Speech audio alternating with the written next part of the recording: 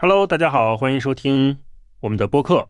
今天咱们来聊一聊，在汉语面试的时候，怎么样去回答问题，可以让面试官对你印象深刻。对，这个其实挺实用的。对，那我们就直接开始吧。咱们先来聊第一大块就是关于这个面试的要求。那汉语的面试一般都会考察哪些能力呢？其实汉语的面试它不会说只考你会不会说这个语言，它其实会综合的来看你，比如说你的口语表达是不是很流畅，然后你在交流的时候会不会很自然的去应对一些突发的情况啊，包括你对中国的职场文化是不是了解，你有没有在那种跨文化的环境下工作的那种适应力。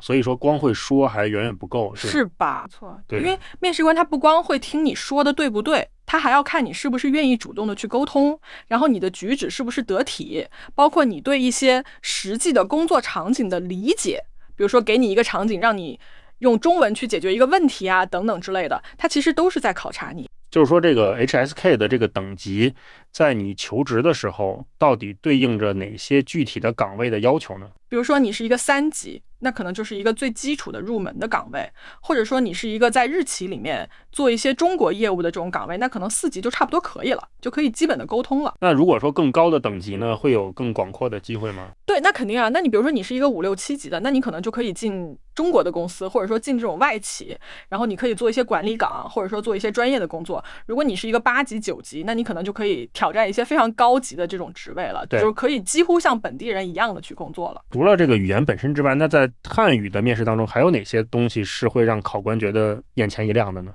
其实很多企业他会特别看重你主动沟通的意愿，还有你对于不同文化的一个包容度和敏感度。那你比如说你有一些在中国工作或者生活的经历，或者说你有一些项目的经验，那其实都可以帮你加分的。然后再就是你临场的应变能力，你能不能把你的一些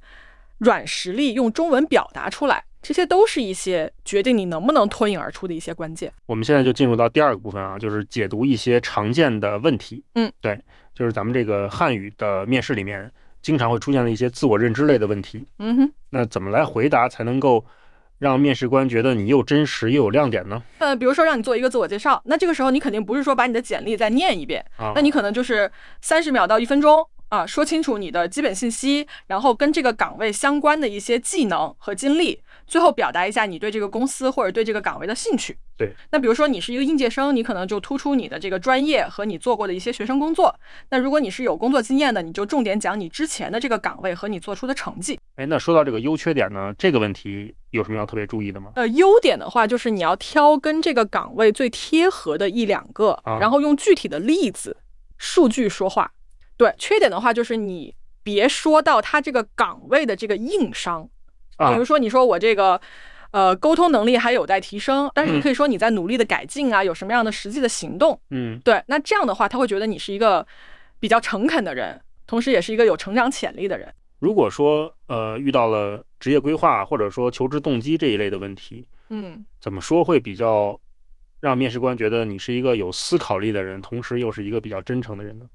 那像这种问题的话，其实你要先提前做一些功课，就是你要对这个公司和这个岗位有一些了解。那你可以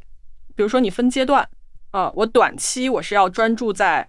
适应和学习，那中期我是希望能够在这个岗位上做出一些成绩，或者说我希望能够提升自己的专业能力，那长期我是希望能够跟这个公司一起成长。对，那你要让他感觉到你是一个有思考力的人，同时你也有跟他们一起走下去的这样的一个愿望。那如果说被问到为什么选择我们公司，或者为什么选择这个岗位，有什么要注意的细节吗？这个时候你一定要把你对这个公司的行业地位、文化，还有这个岗位的发展空间的认可说出来，然后再加上你自己的技能和经历跟这个岗位的匹配，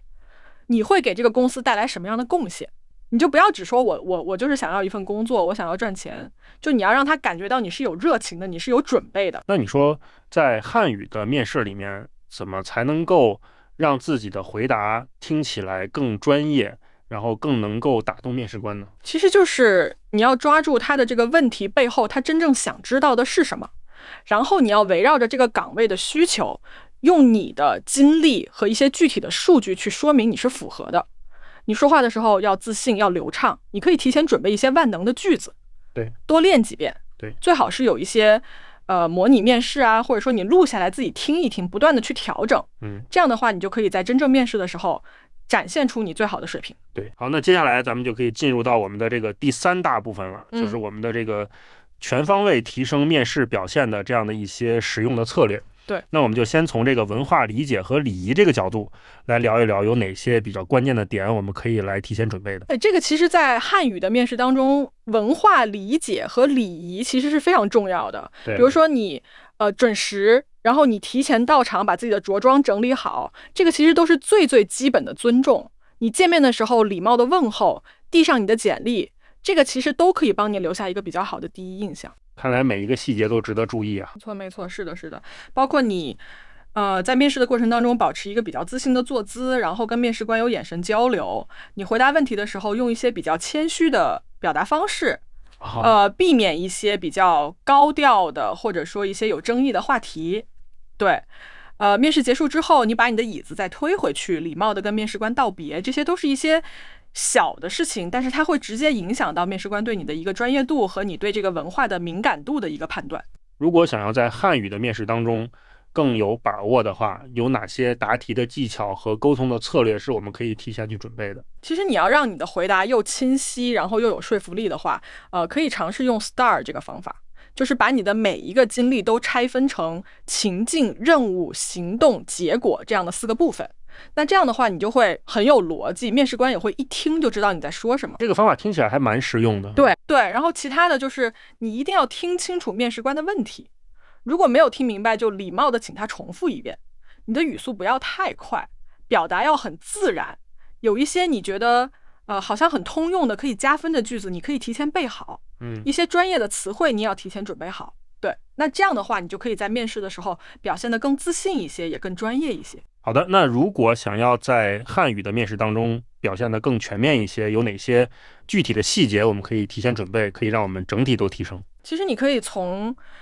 这个行业、企业岗位这3个角度去做一些深入的调研，然后准备一些自己的独特的卖点，就是你可以把自己的强项和这个职位的需求去结合起来，你在面试之前自己先进行一些模拟问答或者说小组演练，那这样的话你可以及时的发现自己的一些不足。然后就是面试当天有哪些细节需要注意的呢？当天的话就是你一定要保持一个积极的心态，然后提前把你的思路理顺，进去面试的时候记得微笑，进门问好，离开的时候说谢谢。你的声音要有底气，语速不要太快也不要太慢，回答的时候要有一些情感的投入，包括你的眼神也要有一些交流。这样的话你就可以在任何的突发的情况下面都能够展现出你最好的一个状态。对，好的，今天我们把这个汉语面试的关键的技巧和注意事项都给大家梳理了一遍，然后也希望大家都能够用上这些小秘诀啊，能够在面试的时候脱颖而出，拿到自己心仪的 offer。 对，然后我们这期播客就到这里了，咱们下期再见，拜拜。拜拜。